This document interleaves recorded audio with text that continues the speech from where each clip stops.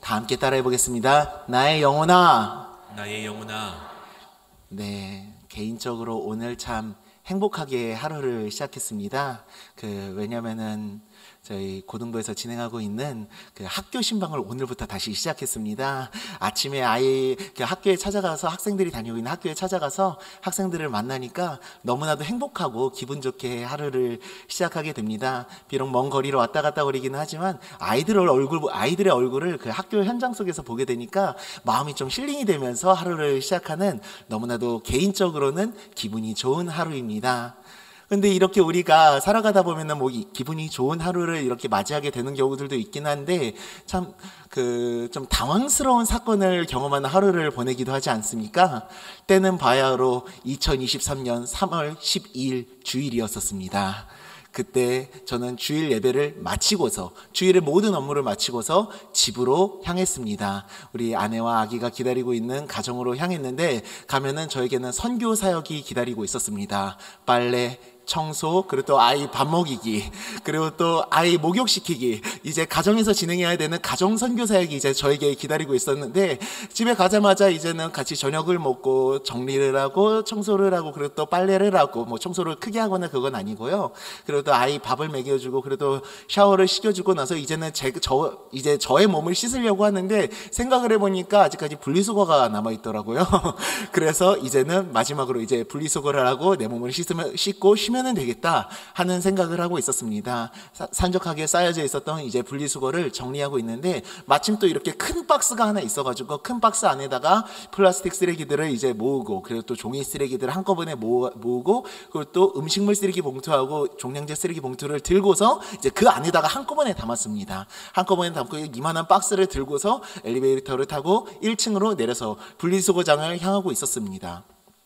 그런데 3월 12일 주일을 기억하시는 분들은 아마 기억하실 수도 있겠지만, 그날 어떤 날이었었냐면은 바람이 굉장히 많이 부는 날이었었습니다. 이제 문을 열고서 이제 나갔는데 밤 늦은 시간, 그때가 한 9시쯤이었었는데요. 그 9시 늦은 시간에 이제 나가니까 바람이 휑하고 부는 겁니다. 깜짝 놀래가지고 빨리 이거 쓰레기 버린 다음에 빨리 집으로 들어가야겠다라고 생각을 했는데, 이게 박스가 상태가 안 좋았었는지 이제 분리수거장까지 이제 조금만 더 가면은 됐었는데, 한 5m에서 10m 정도 사이 정도 되는 거리가 있었는데 박스가 살짝 찢어지는 겁니다. 다행히도 쏟아지진 않았습니다. 그래서 안 되겠다 싶어서 바닥에다가 내려놨는데, 이제 들고 갈 수가 없을 거라고 판단을 해가지고 이제 일단은 쓰레기 봉투들 먼저 쓰레기장에다가 넣어놓고 이제 가가지고 이제 분리수거를 이제 하나씩 조금씩 가져와서 정리하면 되겠구나라고 생각했습니다. 근데 이제 저의 분리수거를 향해서 이렇게 가고 있는데 갑자기 엄청난 일이 일어났습니다. 바람이 붕하고 불기 시작하는 겁니다. 근데 이게 바람이 붕하고 불어가지고 그냥 이제 얘네들만 쏟아지고 넘어지면 다행인데, 쏟아졌습니다. 이제 뒤집어져가지고 쏟아졌습니다. 근데 그 순간부터 얘네들이 서로를 지탱해주던 무게를 잃어버리게 되니까 어떤 일이 일어나게 되냐면은 하늘로 붕하고 날아오르기 시작하는 겁니다. 모든 분리수거 플라스틱들이. 정말 깜짝 놀랐습니다. 그 모습을 보면서 이게 그냥 붕하고 뜨는 게 아니라 공중에서 이렇게 돌면서 서로 이렇게 날아가더라고요. 여러분, 이게 거짓말이 아닙니다. 실화입니다.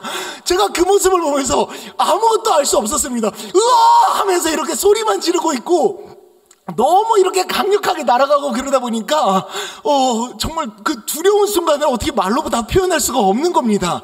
이제 서로 이렇게 이제 모든 플라스틱과 모든 종이류 쓰레기들이 이렇게 하늘 위에서 소용돌이 치면서 이렇게 날아가고 있는데, 이제 저는 그걸 어떻게 잡을 수가 없잖아요. 이렇게 뛰어가서 잡고 싶은데 잡을 엄두가 안 나는 겁니다. 너무 빠르게 날아가고 있어서. 근데 바람이 더 세게 불기 시작하는 겁니다. 그러면서 저에게 너무나도 큰 두려움의 순간이 찾아왔는데, 그 큰 종이 박스가 있지 않았다고 그랬습니까? 근데 그 종이 박스가 공중 위에서 이렇게 두 갈래로 이렇게 찢어지는 겁니다. 찢어지더니 더 이렇게 서로 이렇게 소용돌이 치면서 날아가더니 갑자기 이제 점점 이렇게 공중 위에서 날다가 이렇게 점점 이렇게 내려오기 시작하다가 정말 저를 두렵게 하는 순간이 찾아왔는데, 삼각별의 마크를 하고 있는 어떤 자동차가 지나가고 있는데 그 종이 박스하고 부딪힌 거예요. 정말 무서웠습니다. 혹시라도 그 차주님께서 내리셔가지고 저한테 오셔가지고 뭐라고 하신 게 아닐까 하고 정말로 두려웠었는데, 다행히도 아무 말씀하지 않으시더라고요. 그분도 당황하셨는지 차하고 그 종이박스하고 이렇게 서로 접촉을 한 상태에서 가만히 있다가 이제 바람이 조금 잔잔해지고 나니까 얘가 이렇게 쓰러지더라고요. 근데 제가 두려운 마음에 너무나도 정신이 없어가지고 가가지고 아유 죄송합니다 하고 인사를 드려야 되는데, 저도 모르게 그때 했었던 행동이 뭐냐면은 죄송합니다 하고 인사한 다음에 지나가시면 된다 하고 수신호를 해줘버린 겁니다. 그러더니 아마 그 차주님께서도 좀 당황하셨을 수도 있을 것 같은데 그냥 이렇게 지나가시는 겁니다. 감사하게도. 그렇게 일단락이 되기는 했는데, 이제 저한테는 무엇이 남아있었냐면은 이제 여기저기 흩어져 있었던 그 잃어버린 영혼들을 찾는 마음으로 잃어버린 그 플라스틱과 저희 종이 쓰레기들을 모아가지고 이제는 다시 이제 분리수거장에다가 갖다 놓는 그 사역이 남아 있었고, 그 사역을 은혜 가운데 잘 마무리해가지고 네, 자 대략적으로 1시간 정도 걸리더라고요.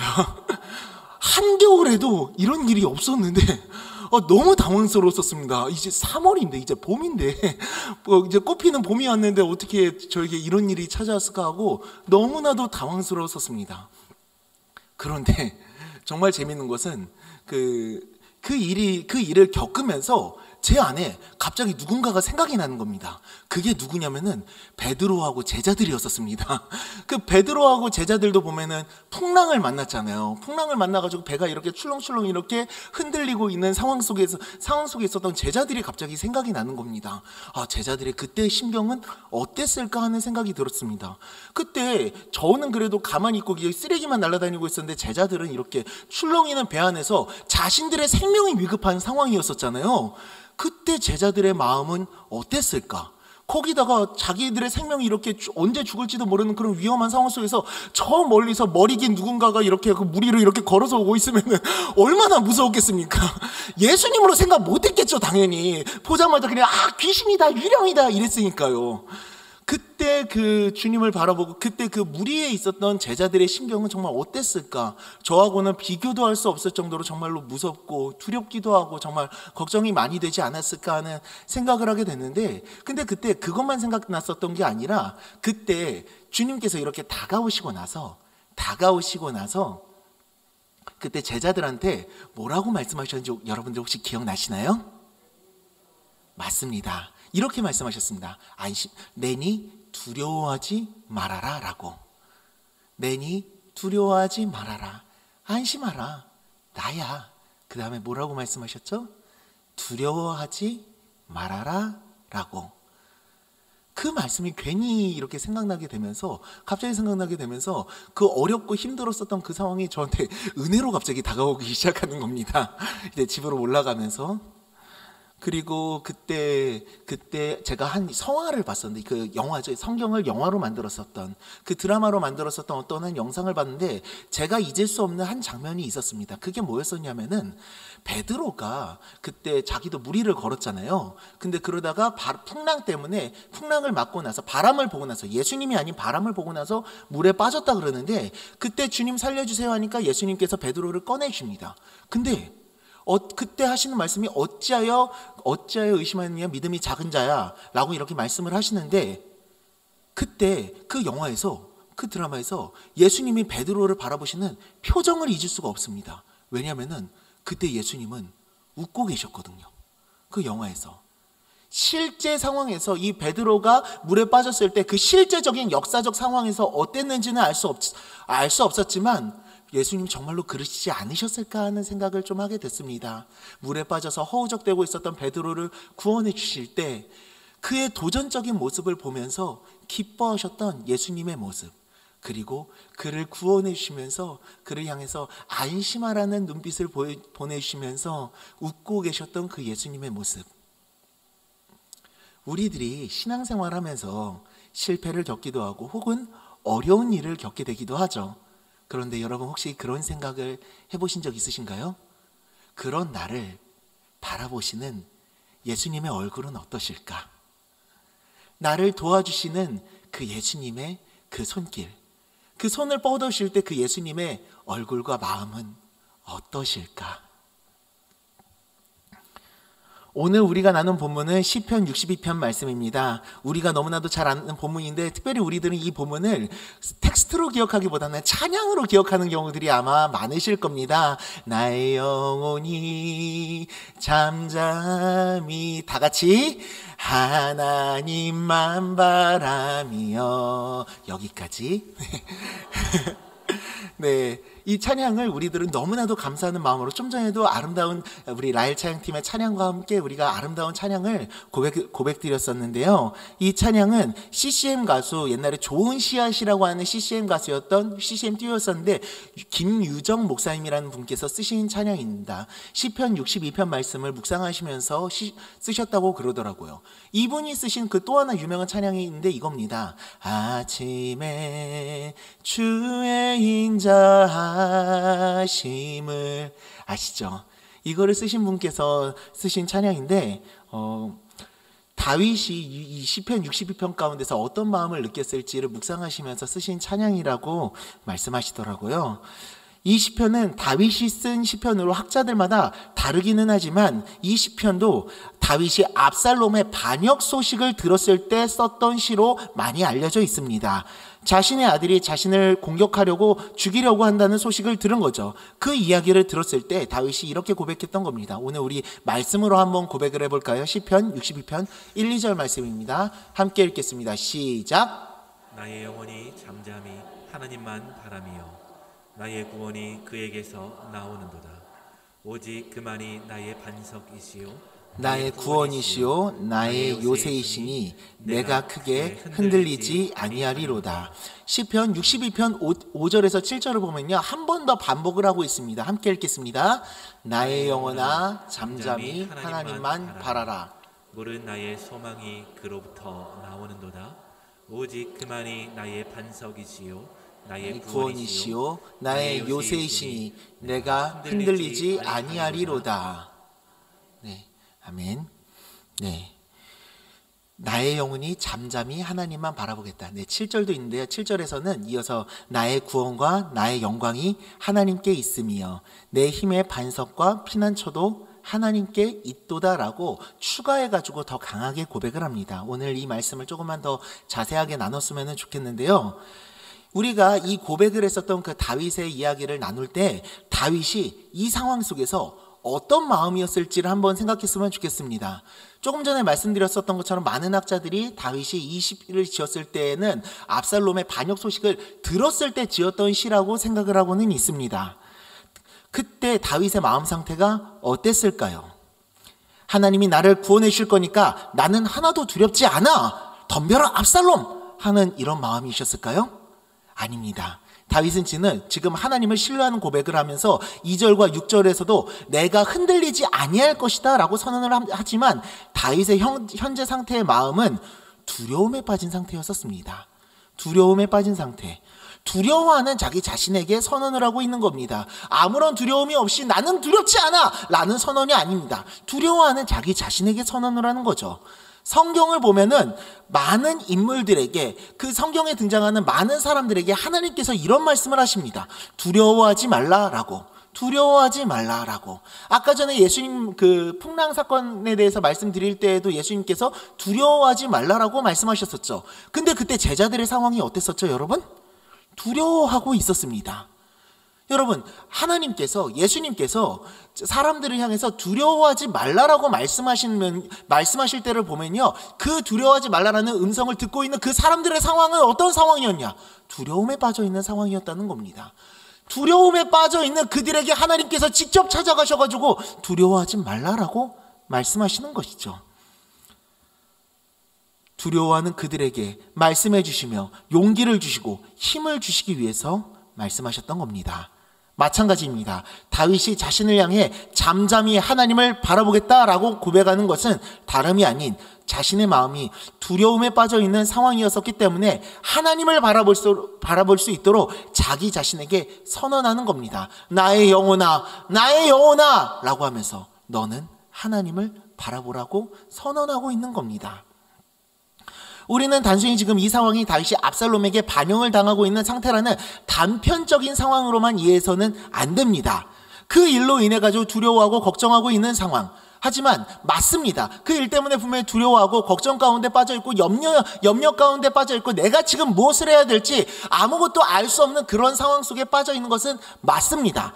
하지만 여러분, 한 사람이 어떤 상황을 맞이하게 될 때 보면은 그것으로 인해서 어떤 감정을 느끼게 될 때, 그것이 두려움이 되었든 외로움이 되었든 괴로운 마음이 되었든 혹은 긍정적인 마음이 되었든지 간에 한 사람이 어떤 단편적인 사건들을 통해 가지고 어떤 마음을 겪게 될 때 여러분, 그 사건은, 그 마음은 그 사건만으로 인해 가지고 만들어지는 마음일까요? 아니요, 그렇지 않죠.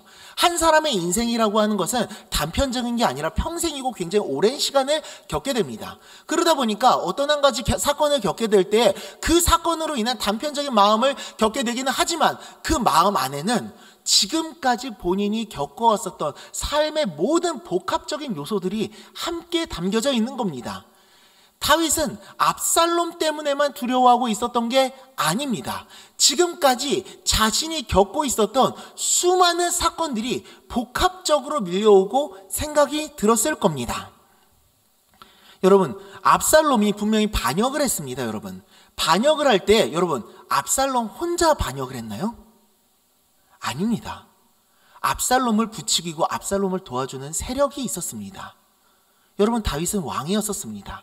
그 전에도 리더였었고 유다에서 왕이 되기 전에도 분명 그 전에도 이스라엘 자신을 따르는 사람들의 몇백 명이 되는 사람들의 리더로 활동하고 있었습니다. 여러분, 리더로 활동을 한다는 것은 많은 사람들이 이끌어가면서 본인의 선택으로 인해 가지고 많은 사람들이 영향을 받는다라는 위치 가운데 있는 겁니다. 여러분, 다윗이 사울로부터 그 도망을 다녀야 되는 그 상황 속에서 자기 사람들까지 챙겨야 되는 그런 상황에서 단순히 사울 때문에만 힘들었을까요? 여러분, 그러지 않았을 겁니다. 자신과 함께 있는 사람들을 도와주고 돌봐주고 책임져 줘야 된다는 그 리더로서의 책임감을 분명히 가지고 있었을 겁니다. 그리고 또 함께하는 그 사람들이 다윗을 존경하고 사랑하고 따르기는 했었지만 긍정적인 마음만 갖고 있었던 것은 분명히 아니었었을 겁니다. 다윗에게 분명히 여러 가지 말들을 했었겠죠. 사울로부터 도망을 다니고 있었을 때에도 그런 상황 속에 있었는데 왕이 되었을 때는 달랐을까요? 왕이 되었을 때는 분명히 더 심했을 겁니다. 다윗이 왕이 되었을 때의 상황을 사무엘 하에서 기록하고 있는 것을 보면요, 긍정적인 상황을 그렇게 많이 기록하고 있지 않습니다. 초반에 전쟁을 할 때에는 하나님께서 그와 함께 하셔가지고 그가 승승장구하는 모습들을 보여주게 됩니다. 근데 그 이후의 모습들은 어떻습니까? 긍정적인 모습이 아니라 다윗의 부정적인 면모들을 보여주고 있습니다.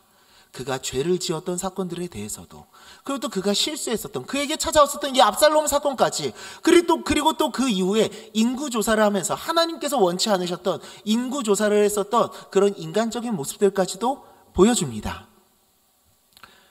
그런 인간적인 모습들을 사무엘 하에서 보여주고 있었다는 얘기는 사람들이, 우리들은 유추를 해볼 수가 있습니다. 그를 따르던 사람들과 백성들과 신하들이 다윗을 보면서 긍정적인 모습만 보지는 않았을 것이다라는 것을 분명히 추측해 볼 수 있습니다. 압살롬이라는 반역자가 왜 일어나게 되었었겠습니까? 그에 대해서 부정적인 마음을 품고 있었던, 그에 대해서 반대되는 마음을 품고 있었던 사람들이 이미 있었기 때문에 압살롬이라는 반역자가 일어날 수 있었던 겁니다. 그 사람들이 압살롬 반역 때에만 다윗을 공격했을까요? 아니요, 그러지 않았을 겁니다.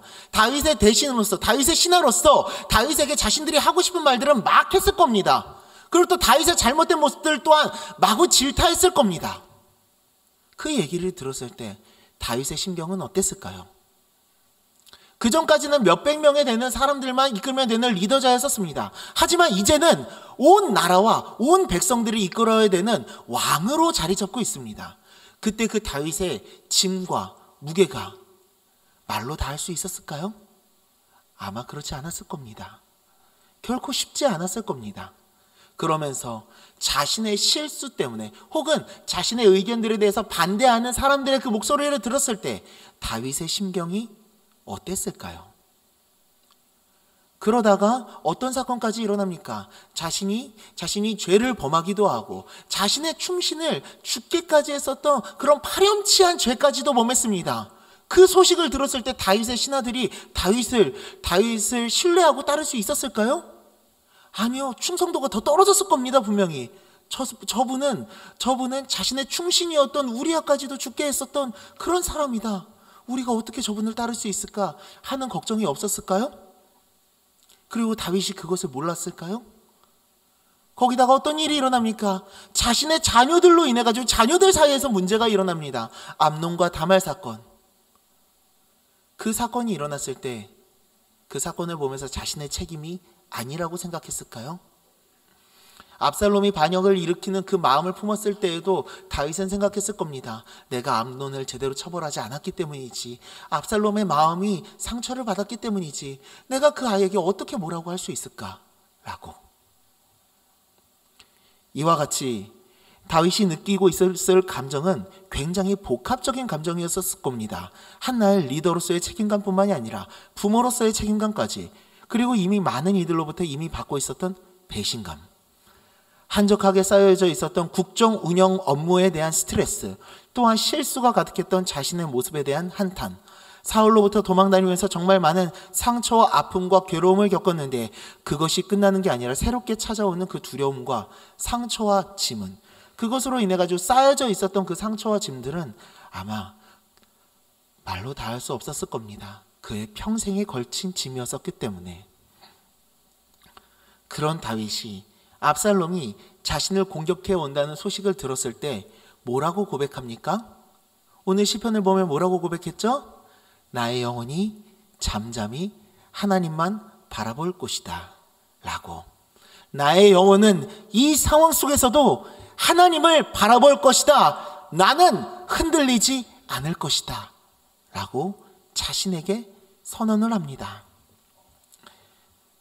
여기서 말하는 나의 영혼은 이라고 하는 말은, 나의 영혼이라고 하는 말은요, 원어적으로는요, 내 속사람이라는 뜻도 가지고 있고요. 또한 어떤 뜻을 가지고 있냐면은 나의 숨, 내가 내쉬는 숨, 즉 뭐냐면은 나의 목숨을 말하고 있습니다. 나의 목숨이, 나의 생명이 오직 하나님만을 바라보겠다. 또한 어떤 뜻을 가지고 있냐면 이런 뜻을 가지고 있다라고 그럽니다. 나의 욕망이라고. 나의 욕망, 나의 간절한 바램, 나의 간절한 소망, 나의 간절한 소원은 이 상황 속에서 다른 것이 아니라 하나님을 바라보는 것이다 라고 고백을 합니다. 그냥 바라는 게 아니라, 그냥 단순히 그냥 바랍니다 라고 단편적으로 얘기하는 게 아니라 목숨으로, 생명으로, 온 마음으로 간절하게 하나님을 바란다라고 고백합니다. 왜냐하면 하나님이 나의 구원이시라는 사실을 믿기 때문에. 그 믿음을 두 번 반복적으로 이야기함으로 다윗은 자신의 믿음을 더욱 확고히 하고자 합니다. 자신의 흔들리는 마음을 향해 더 간절하고 강하게 이야기하는 것이죠. 특별히 1절에서는 나의 영혼이라고 고백을 합니다. 그런데 5절에서는 뭐라고 얘기하냐면 나의 영혼아라고 얘기를 합니다. 나의 영혼이 난 지금 하나님만을 바라볼 것이다. 그러나 한 번 더 강하게 얘기합니다. 나의 영혼아 흔들리지 말아라 라고. 자신의 감정이 그만큼 두렵고 힘든 상황 속에 있다는 거죠. 단순히 두려운 마음뿐만이 아니라 힘든 상황 가운데 있는 겁니다. 복합적인 마음 가운데 있는 그 마음을 향해서, 그것 때문에 흔들리고 있는 자신의 영혼을 향해서 뭐라고 얘기하고 있느냐. 나의 영혼 잠잠히 하나님만 바라라 라고. 너 자꾸 두려워하지 말아라. 너 떨지 말아라. 너에겐 하나님이 있지 않느냐.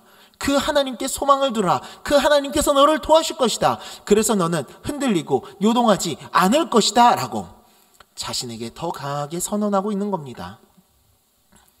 여러분, 이것을 통해서 우리들은 알 수 있는 게 하나가 있습니다. 그게 뭐냐면은 다윗은 분명히 그 평생의 삶을 통해 가지고 그 평생의 삶 속에서 많은 짐을 지었을 것이고 많은 상처와 아픔을 받았습니다. 그런데 그 많은 상처와 아픔보다도 더 크게 쌓여져 나간 게 있었으니 그게 뭐냐? 바로 하나님의 은혜였었던 겁니다. 많은 상처와 아픔들을 쌓아 나아가면서 정말로 많은 괴로운 시간들을 보내고 있었지만 그것보다 더 크고 더 확실하고 더 신실했던 하나님의 놀라우신 은혜가 그의 마음 가운데 쌓아 나아가면서 그의 마음 가운데는 상처뿐만이 아니라 하나님을 신뢰하는 마음이 함께 쌓여져 나아가고 있었던 겁니다.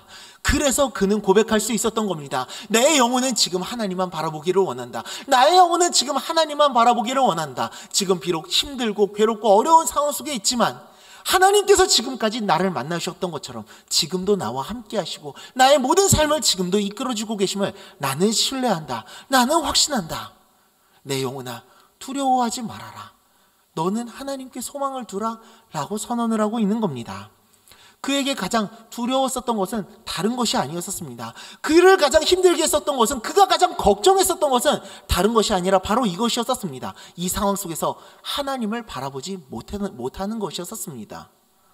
아까 전에 뭐라고 말씀드렸죠? 나의 영혼이라고 하는 말은 그 안에 어떤 뜻이 담겨져 있다고요? 나의 욕심, 나의 욕망이라는 것이 담겨져 있다라고 말씀드렸습니다. 즉 뭐냐면은 내 이 상황 속에서 내가 간절히 바라고 원하는 것은 단순히 내가 구원을 받는 것이 아니라 하나님을 바라보는 것이다. 이 상황 속에서도 하나님과 나와의 관계가 흔들리는 것을 원치 않는다라는 겁니다. 가장 먼저 하나님과의 관계를 점검하고 바라보고 굳건하게 하고자 하는 것이 다윗의 욕망이고 갈망이고 간절한 소원이었었던 겁니다. 단순히 구원을 받는 게 아닙니다. 단순히 도움을 받는 게 아닙니다. 하나님을 바라보기를 원했었던 겁니다. 제 인생에 제가 신앙생활하면서 첫 번째 기독교 서적이 하나가 있었습니다. 신앙서적. 첫 번째 신앙서적이 있었는데 그게 뭐냐면은 요 책이었었습니다. 이 책 아마 잘 안 보실 것 같은데요. 제목이 뭐냐면은 새 왕 이야기라는 책입니다.